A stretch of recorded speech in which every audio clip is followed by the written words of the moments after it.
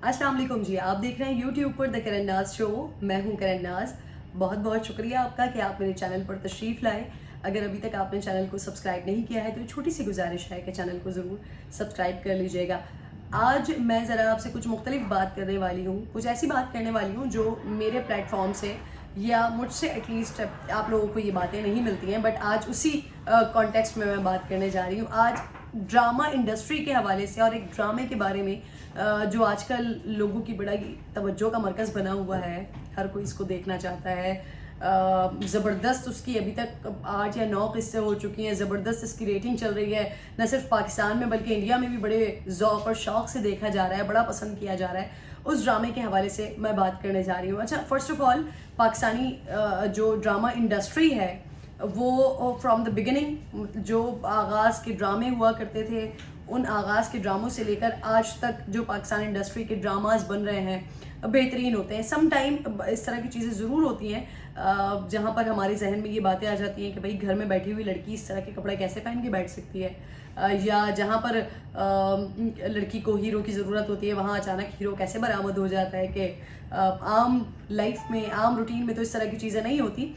इस तरह की चीज़ें ज़रूर ऑब्वियसली वो फैंटेसाइज करने के लिए, ये ड्रामा को ड्रामा बनाने के लिए चीज़ें करनी पड़ती है, बट जो स्टोरी बोर्ड होता है, जो कहानी होती है ड्रामे की, वो उमूमन उन्हीं चीज़ों को रिलेट कर रही होती है जो मैं और आप कहीं ना कहीं अपने आसपास, अपने सराउंडिंग्स में, अपने लोगों में कहीं ना कहीं उन स्टोरीज़ को देख रहे होते हैं। ऑब्वियसली स्टोरीज़ जब भी बनती हैं जब वो एग्जिस्ट करती हैं, तो कहीं ना कहीं वो एग्जिस्ट करती हैं तभी जाकर स्टोरी बनती है। बहरहाल जी, मैं बात करने वाली हूँ ड्रामा सीरियल हम कहाँ के सच्चे थे के हवाले से। अच्छा, हम कहाँ के सच्चे थे के हवाले से मैं बात इसलिए कर रही हूँ क्योंकि मैंने इस नावल को पढ़ा हुआ है, एंड मैं जितना अभी लोगों का रिएक्शन देख रही हूँ, जितना शौक देख रही हूँ, जितना क्रेजी हुए मैं इस ड्रामे के हवाले से, तो मैंने कहा कि ज़रा सस्पेंस ख़राब किया जाए उन लोगों का जिनको बहुत बुरा लगता है कि उनको पहले से कोई स्टोरी बता दे। मैं तो उन लोगों में शामिल हूँ कि जिनको अगर मूवी की या ड्रामा की स्टोरी पहले से पता हो तो मैं ज़्यादा शौक से देखती हूँ, वरना मैं प्रेफर नहीं करती कि मैं किसी ड्रामे को या किसी मूवी को देखूँ। मुझे अगर कोई किसी फिल्म की स्टोरी बता देता है तो फिर मैं बड़े शौक से देखती हूँ, या अगर मुझे किसी ड्रामे की स्टोरी पहले से पता हो तो मैं बड़े शौक से देखती हूँ। जैसे हमसफ़र था, हमसफ़र नावल मैंने बहुत पहले से पढ़ा हुआ था, तो उस नावल की वजह से मुझे बड़ा इंटरेस्टिंग लगा। मैंने वो पूरी सीरीज़ हमसफ़र पूरा ड्रामा देखा। देन अभी तक लेकिन 9-10 साल हो चुके हैं अब उस ड्रामे को, लेकिन अब तक कई बार मैं इस ड्रामे को देख चुकी हूँ। जब कभी मौका मिलता है छोटा सा उसका क्लिप निकाल के देख लेती हूँ। इसी तरह से जब हम कहाँ के सच्चे थे, जब इसके टीजर्स प्रोमोज आना शुरू हुए तो मेरे जहन में एकदम धमाका हुआ कि ये तो नावल मैंने पढ़ा हुआ है उमैरा अहमद का, और क्योंकि ये नावल जिस तरह का है उसके ऊपर ड्रामा बनाना एंड फिर लोगों का इंटरेस्ट इस तरह से डेवलप होना, क्योंकि जब मैं आप लोगों को पूरा ड्रामा बताऊंगी तो बहुत छोटे से शायद 1 मिनट के अंदर अंदर पूरा ड्रामा रैप अप हो जाएगा, लेकिन उस ड्रामे को मेन स्क्रीन पर लेकर आना, और न सिर्फ मेन स्क्रीन पर लेकर आना बल्कि इतनी बड़ी कास्ट के साथ। मिशेल का किरदार कुबरा खान अदा कर रही हैं। मायरा खान एक अरसे के बाद उन्होंने छोटी स्क्रीन पर दोबारा से कम बैक किया है, मायरा खान एज महरीन। इसके अलावा असवद का किरदार उस्मान मुख्तार जो अदा कर रहे हैं। तो एक बड़ी हैवी कास्ट के साथ एक ऐसा ड्रामा जिसको जब मैं उसके टीजर्स देख रही थी तो मैं बड़ी हैरान थी कि ये नावल, वैसे नावल पढ़ने में, क्योंकि बहुत सारी कहानियाँ ऐसी होती हैं जो आपको पढ़ने में बड़ी अट्रैक्टिव लग रही होती हैं, लेकिन अगर उसको आप ड्रामा बनाते हैं उस पर तो वो इस तरह से शायद नहीं बिक पाता या लोगों को इतना पसंद नहीं आता। ऐसे बहुत सारे ड्रामे हैं जिसको मैंने नॉवेल्स को पढ़ा हुआ था, लेकिन फिर उसके बाद जब मैंने उन ड्रामास को देखा तो मुझे उसमें इतना मज़ा नहीं आया। बट कुछ वाकई नॉवेल्स ऐसे थे जैसे हमसफ़र एंड नाउ अब हम कहाँ के सच्चे थे, ये भी ज़िंदगी गुलजार है। इनफैक्ट ज़िंदगी गुलजार है वो भी बड़ा ज़बरदस्त लिखा हुआ था, उसको उतने ही अच्छे तरीके से प्रेजेंट किया गया था। बहरहाल जी, अब मैं उन तमाम लोगों का सस्पेंस ख़राब करने जा रही हूँ जिनको बिल्कुल भी अच्छा नहीं लग रहा इस बारे में सुन के कि मैं कुछ आप लोगों को स्टोरी रिवील करने वाली हूँ या मैं बताने वाली हूँ कि इस ड्रामे में आगे क्या होने वाला है। अभी तक की जो एपिसोड्स आप लोगों ने देख लिए हैं और उसके बाद जो टीज़र आप लोगों ने देखा होगा नेक्स्ट प्रोमो का, क्योंकि मैं भी फॉलो कर रही हूँ ऑब्वियसली इस ड्रामे को, तो मैंने उसमें देखा कि वो जो मिशेल की माँ है वो शादी में गई हुई है पिछले एपिसोड में, और अब उनको रोते हुए दिखाया जा रहा है। इसी तरीके से जो महरीन है उसको हम देख रहे हैं वो अरेस्ट हो रही है, या वो जेल में है, या वो कस्टडी में है, पुलिस कस्टडी में, लॉकअप में है और वो रो रही है वहाँ पर। यहाँ पर अस्वद की माँ को दिखाते हैं कि वो दीवार के साथ लगकर रो रही हैं, परेशान हो रही हैं कि कुछ ना कुछ ऐसी चीज़ हो गई है। सो नाउ मैं अब आप लोगों को बताने जा रही हूँ, एंड आई नो कि क्योंकि ये नॉवल है, बहुत सारे लोगों ने पढ़ा हुआ होगा, तो मेरे बहुत सारे देखने वालों को ये पता होगा कि आगे स्टोरी क्या है। लेकिन जिन लोगों को नहीं पता उनके लिए बता रही हूँ कि अब फाइनली मशाल अब खुदकुशी करने वाली है, क्योंकि इंडिया में भी ये बड़ा शौक से देखा जा रहा है ड्रामा। सो आत्महत्या करने वाली है मशाल, खुद को ख़त्म करने वाली है। अच्छा, नॉवल में जो मैंने पढ़ा है, मैं ज़रा आपको नॉवल की स्टोरी बता देती हूँ, और उससे पहले ये भी क्लियर कर देती हूँ कि अस्वद उस्मान मुख्तार, इनका मैं एक इंटरव्यू पढ़ रही थी, इन्होंने बताया कि क्योंकि on a serious note Usman का जो किरदार, अस्वद का जो किरदार था वो बड़ा टॉक्सिक किस्म का किरदार था जो नॉवल में है। एंड अभी जो ड्रामा में कुछ सीन्स इस तरह के दिखाए जा रहे हैं कि वो रिटेलिएट कर रहा है, वो अगर उसकी वालिदा के हवाले से बात हो रही है, उसकी माँ के हवाले से बात हो रही है, तो वो उस पर नाराज़गी का इजहार कर रहा है। वो बड़ा मदर्स बॉय टाइप का बेटा दिखाया गया है। बट नॉवल में थोड़ी सी डिफरेंट सिचुएशन थी कि माँ बहुत ज़्यादा उसको नाराज़ हो जाती हैं, बात नहीं करती हैं, अलग अलग हो जाते हैं, बेटा अलग शहर में रहता है, माँ अलग शहर में रहती हैं। एंड देन फाइनली माँ को हार्ट अटैक होता है, तबीयत ख़राब होती है बहुत ज़्यादा, फिर बेटा आता है और फिर इस बात पर वो अग्री करता है कि वो महरीन मंसूर से शादी करने के लिए तैयार है।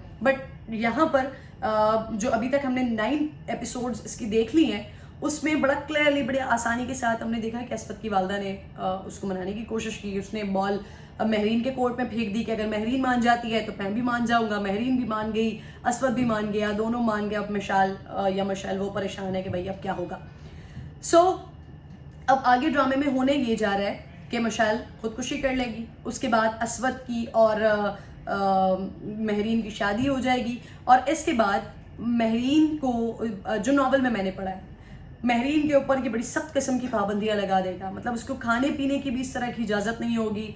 लाइक जो नॉवल में था कि वो गोश्त तक नहीं खा सकती है, उस बेचारी को दाल एंड सब्जी पर गुजारा करना पड़ेगा। नए कपड़े वो नहीं पहन सकती है, सच संवरने की उसको इजाज़त नहीं होगी।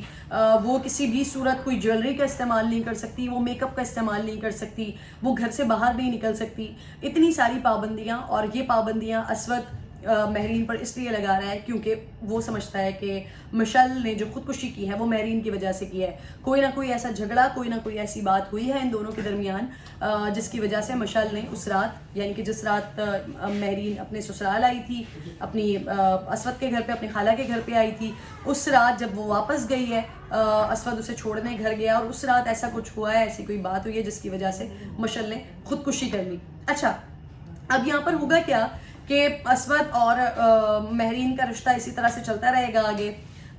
महरीन जितनी सख्त से सख्त, मजीद उसके ऊपर कड़ी निगरानी, कड़ी पाबंदियां, तमाम नौकरों को भी ये कह दिया जाएगा कि जी घर का सारा काम किया जाएगा, लेकिन महरीन का काम कोई नहीं करेगा। महरीन अपना काम, एक एक काम खुद करेगी। मतलब एक कैदी की तरह की ज़िंदगी उसको गुजारनी पड़ेगी। शादी की पहली रात इन दोनों के दरमियान जो गुफ्तगू हो रही है, उस गुफ्तगू में कुछ इस तरह का होगा कि जी किसी की जान ले लेना तो बड़ा आसान काम होता है, लेकिन जान नहीं ली जाएगी, बल्कि तुम्हें इसी तरह से तड़प तड़प कर ज़िंदगी गुजारनी पड़ेगी जैसे तुमने मेरी मशाल की जान ली है। ये अस्वद के डायलॉग्स हैं। लेट्स सी कि अब इस ड्रामा में जो आगे चलकर जो एपिसोड हमें दिखाई देगी जिसमें इनकी शादी होगी, उसके बाद किस तरह इन डायलॉग्स को चेंज किया जाता है, या क्योंकि अस्वद को खुद भी ये अपना बड़ा किरदार टॉक्सिक लग रहा था तो अब थोड़ा सा कुछ चेंज किया गया है या नहीं किया गया, या इसी तरह से हम डायलॉग्स देखेंगे। एनीवे जी, कुछ टाइम गुजरता है, फिर उसके बाद अस्वद की जो महरीन है उसकी वालदा की डेथ दिखाया गया, नॉवल में बताया गया इसकी वालदा की डेथ होती है, लेकिन वहाँ पर भी अस्वद इसको शरीक नहीं होने देता, जाने नहीं देता। एंड देन क्योंकि ये अमेरिका से आया है, कुछ कामों के लिए अस्वद को अमेरिका जाना पड़ जाता है। तो जब अमेरिका अस्वद जाता है तो पीछे से इसकी वालदा की तबीयत ख़राब होती है और इसकी वालदा की डेथ हो जाती है। एंड हर तरह की कोशिश करता है अस्वद कि वो किसी तरह से पाकिस्तान पहुँचे, लेकिन वो नहीं पहुँच पाता और इतने अरसे तक बॉडी को रखा नहीं जा सकता। इस वजह से अस्वद भी अपनी वालदा का चेहरा नहीं देख पाता और उसकी वालदा को दफना दिया जाता है। तो उसको ऐसा फील होता है कि जो कुछ उसने महरीन के साथ किया है वो पलट कर आ रहा है। बहरहाल उसकी माँ की ख्वाहिश होती है और वो बार बार अपने बेटे को अपनी ज़िंदगी में ये इसरार करती रहती है कि तुम महरीन को माफ़ कर दो, मैंने उस बच्ची के साथ गलत किया, मुझे लगता था कि शायद तुम्हारे साथ शादी हो जाएगी तो उसकी ज़िंदगी आसान हो जाएगी, लेकिन तुमने उस बच्चे के साथ बहुत गलत किया, क्योंकि आप तमाम लोग देख रहे हैं कि वो और उसकी खाला का एक ज़बरदस्त किस्म का उनकी म्यूचुअल अंडरस्टैंडिंग है, उनकी ज़बरदस्त मोहब्बत है। तो वो अपनी भांजी को, जिसको अपनी बेटी कहती हैं, उसको प्रोटेक्शन देने के लिए और उसको एक अच्छी लाइफ देने के लिए अपनी बेटे की लाइफ में लेकर आ रही हैं, लेकिन बेटे ने उसकी ज़िंदगी को और जहन्नुम बना दिया है। इसी गम में फिर उसकी वालदा की डेथ हो जाती है। वालदा की लास्ट ये आखिरी वसीयत होती है, ख्वाहिश होती है कि असफद इसको माफ़ कर दे, तो इसके ऊपर से सारी पाबंदियाँ हटा देता है। वैसे लाइक अपने ही तरफ से तो इसका जो बिहेवियर होगा वो बड़ा सख्त किस्म का होगा, लेकिन जो पाबंदियां हैं, खाना पीना और नॉर्मल नहीं है, मतलब आम जो एक अच्छे घर में रहने वाली लड़कियां ख़वातीन वगैरह खाना खाती हैं, उस तरह के खाने नहीं हैं। एक अच्छा ड्रेसअप नहीं हो सकती, मेकअप नहीं कर सकती, ज्वेलरी नहीं पहन सकती, तो ये सारी पाबंदियां तो उठा देता है। घर से बाहर भी नहीं निकल सकती, तो ये पाबंदियां तो उठा देगा, लेकिन खुद जो एक सर्द मोहरी है दोनों के दरमियान वो बरकरार रहेगी। अच्छा, मीनवाइल मैं आपको एक दफ़ा फिर वापस से पीछे लेकर जा रही हूँ। जब असवद की जो नावल में है, जब मशल की डेथ हो जाती है, तो उससे पहले आपने अपने सीन में भी देखा होगा कि वो अपनी वालदा से, उसकी वालदा कहती हैं कि तुमने कुछ सामान मंगवाया था, जो उनके घर के काम करने वाली है, मेड है उनकी, वो बता रही थी।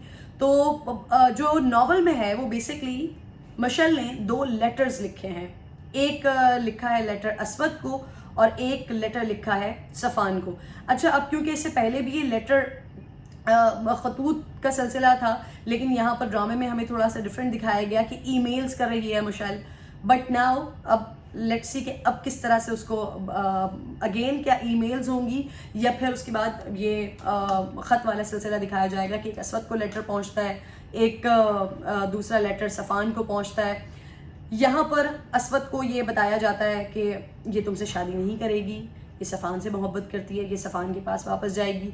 महरीन जब ये सारी सिचुएशन देख रही है, उसको लगता है कि अब शादी नहीं हो पाएगी, वो वापस से कम बैक करने की या वापस जाने की कोशिश करेगी सफ़ान के पास, लेकिन सफ़ान को भी वो इतना उसके खिलाफ भर चुकी है, इतनी बातें उसको बता चुकी है, इतना कुछ बोल चुकी है कि सफ़ान भी उसको कहेगा कि तुम झूठी हो, तुमने मेरे साथ धोखा किया, तुम ऐसे ही हो, तुमने अपनी पूरी फैमिली के साथ इस तरह की चीज़ें की, तुम्हारी कज़िन भी तुम्हारी वजह से उसकी डेथ हो गई और वो उसका लेटर मुझे आया था।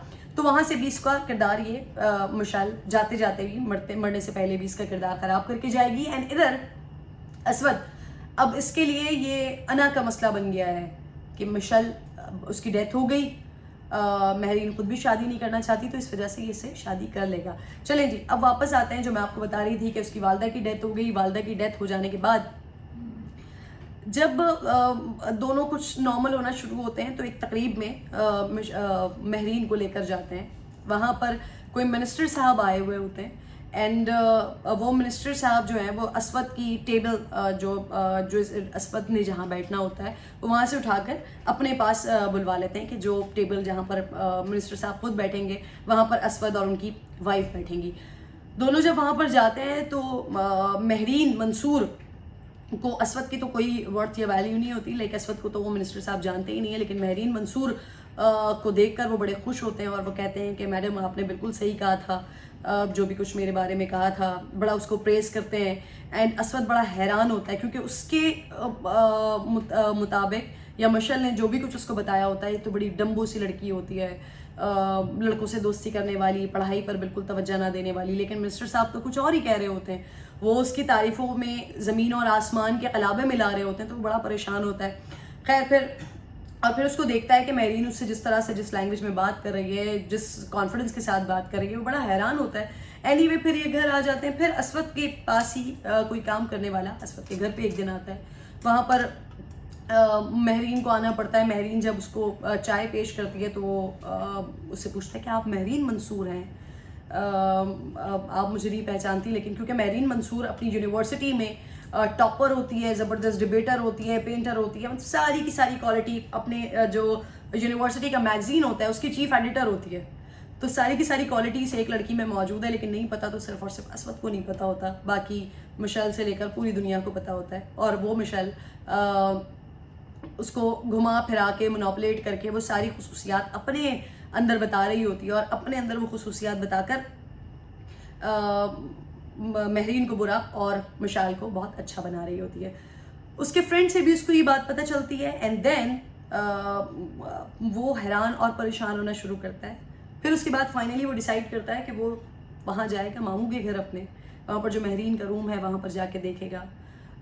एंड देन फिर वो फाइनली वहाँ पहुँच जाता है। वहाँ पहुँच कर उसके रूम में जाता है, डायरीज पढ़ता है, उसका काम देखता है, उसकी पेंटिंग्स देखता है, उसने जो कुछ उसके मैगजीन्स या जो कुछ उसकी शो रील या जो वीडियोस उसकी बनी होती हैं वो सब देखता है और वो बहुत ज़्यादा हैरान होता है और उसको अंदाज़ा होता है कि मिशेल कितनी झूठी थी, कितना झूठ बोलती थी महरीन मंसूर के किरदार को ख़राब करने के लिए या उसको उसकी ज़िंदगी से निकालने के लिए।